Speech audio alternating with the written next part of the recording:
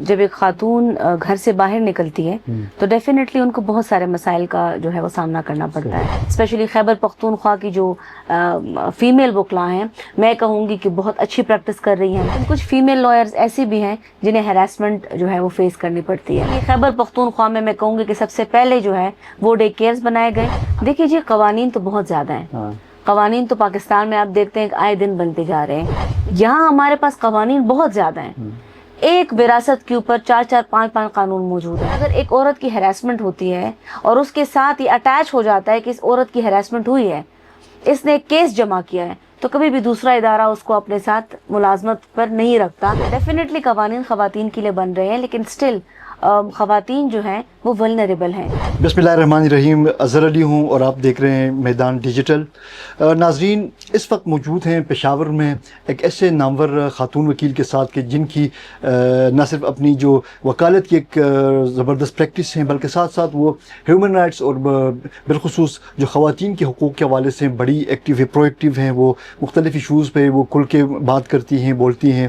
اس وقت ہم ان کے ساتھ یہاں موجود ہیں ان کے چیمبر میں, اور جو خواتین کو جو اسپیشلی جو ورکنگ خواتین ہیں ان کے ایشوز پر جو کہ خیبر پختونخوا میں گاہے بگاہے سامنے آتے ہیں, ان پہ ان کے ساتھ مختصر گفتگو کرتے ہیں. تھینک یو میڈم, آپ نے اپنے مصروف ترین شیڈیول میں ہمارے لیے وقت نکالا. میڈم, آپ خود ایک ورکنگ لیڈی ہیں, نامور قانوندان ہیں, آپ کا تعلق بھی ایک خاندان گھرانے سے ہے. آپ سوسائٹی میں نکلتی ہیں, روز آپ کا واسطہ ہے. ایک ہم کہتے ہیں کہ یہ میل ڈومینیٹڈ سوسائٹی ہے. تو جب آپ خود سامنے آتی ہیں, ابھی ہم دوسروں کے مسائل کی طرف نہیں آتے, آپ کی طرف ہم پہلے آپ اپنا ذاتی جو ایکسپیرینس ہمارے ساتھ شیئر کریں کہ بطور ایک خاتون وکیل جب آپ گھر سے ہائی کورٹ سے پھر مختلف عدالتوں میں جاتی ہیں, پھر چیمبر آتی ہیں, تو آپ کو کیا کوئی اس طرح کے کوئی مسائل کا آپ سامنا آپ کرنا ہوتا ہے؟ کبھی آپ نے محسوس کیا کہ کوئی اس طرح کے ایشوز ہیں؟ دیکھیے جی, جب ایک خاتون گھر سے باہر نکلتی ہے تو ڈیفینیٹلی ان کو بہت سارے مسائل کا جو ہے وہ سامنا کرنا پڑتا ہے.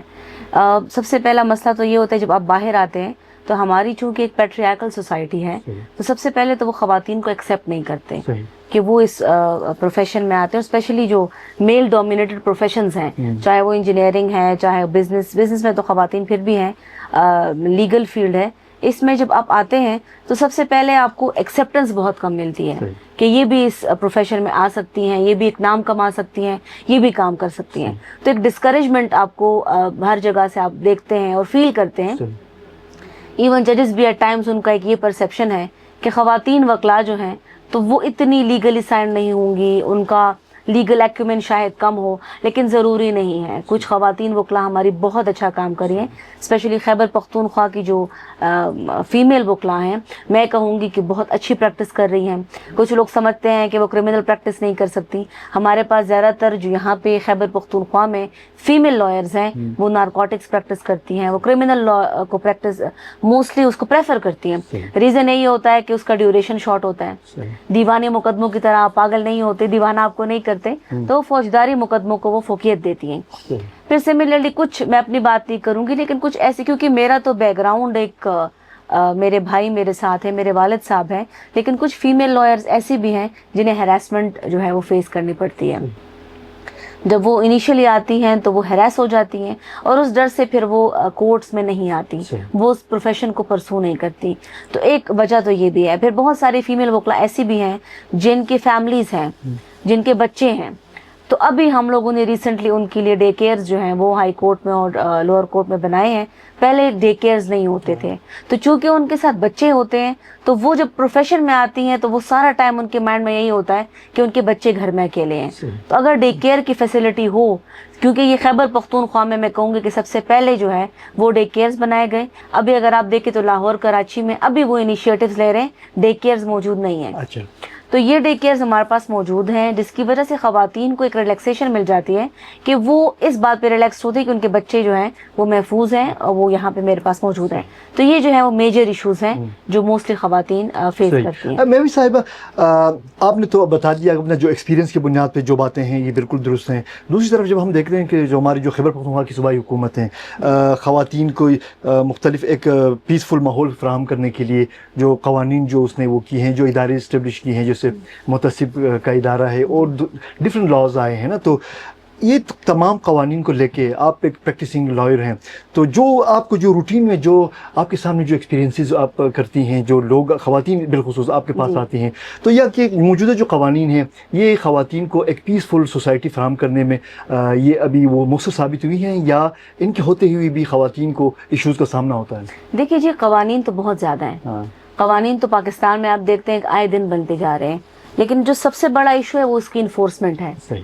ٹھیک ہے، اگر آپ باہر ممالک میں دیکھیں تو قوانین ان کے 100 سال پہلے بنے ہوئے ہیں، لیکن امپلیمنٹیشن ہے، اور اس امپلیمنٹیشن کی وجہ سے ان کی سوسائٹی میں ماحول اچھا ہے، خواتین جو ہے وہ پروٹیکٹڈ محسوس کرتی ہیں. یہاں ہمارے پاس قوانین بہت زیادہ ہیں، ایک وراثت کے اوپر 4 5 قانون موجود ہیں، لیکن ابھی بھی ہمارے خواتین جو ان کو وراثت کا حق نہیں ملتا. بازاروں میں ہمارے خواتین جاتی ہیں اور انہیں وہاں پہ سیکشولی ہراس کیا جاتا ہے، ان کی ہراسمنٹ ہوتی ہے. قوانین تو موجود ہیں، سزائیں بھی بہت سخت ہیں، لیکن انفورسمنٹ نہیں ہے. سملرلی بہت ساری خواتین دفتروں میں کام کرتی ہیں، میں بھی ایک ورکنگ وومن ہوں، عدالتوں میں آتی ہیں، بینکس میں کام کرتی ہیں، این جی اوز میں کام کرتی ہیں، لیکن افسوس کی بات ہے کہ ان کو پھر بھی ہراسمنٹ جو ہے ان اداروں میں فیس کرنی پڑتی ہے. قانون موجود ہے لیکن اویئرنیس کی بھی کمی ہے، ساتھ ساتھ امپلیمنٹیشن بہت کمزور ہے. اگر ایک خاتون اس کے اوپر ایکشن بھی لیتی ہے تو انہیں یہی کہا جاتا ہے کیا ثبوت ہے. اگر ان کے پاس ثبوت ہو بھی تو کچھ ادارے ایسے بھی ہیں کہ وہ ان کو فورس کرتے ہیں کہ آپ راضی نامہ کر لیں، کیونکہ اگر آپ راضی نامہ نہیں کریں گی تو آپ جو ہے بدنام ہو جائیں گی، آپ ایک غلط نام آپ کے ساتھ اٹیچ ہو جائے گا کہ آپ کی ہراسمنٹ ہوئی ہے. اور اگر ایک عورت کی ہراسمنٹ ہوتی ہے اور اس کے ساتھ یہ اٹیچ ہو جاتا ہے کہ اس عورت کی ہراسمنٹ ہوئی ہے، اس نے ایک کیس جمع کیا ہے، تو کبھی بھی دوسرا ادارہ اس کو اپنے ساتھ ملازمت پر نہیں رکھتا، کیونکہ وہ یہی کہتے ہیں کہ آج اگر اس نے یہاں پہ ایک ہراسمنٹ کا کیس کیا ہے تو کل کوئی ہمارے اوپر بھی ہراسمنٹ کا کیس کر سکتی ہے، یا کوئی اور کیس بھی ہمارے خلاف جمع کر سکتی ہے. تو آپ اپنے رائٹس کے اوپر آپ بات تو کرتے ہیں، لیکن اگر آپ اپنے رائٹس کے لیے نکلتے ہیں تو وہاں پہ آپ کے ساتھ تھوڑے سے ایشوز اور بھی اٹیچ ہو جاتے ہیں. اچھا میڈم، آپ نے اویئرنیس کی بات کی.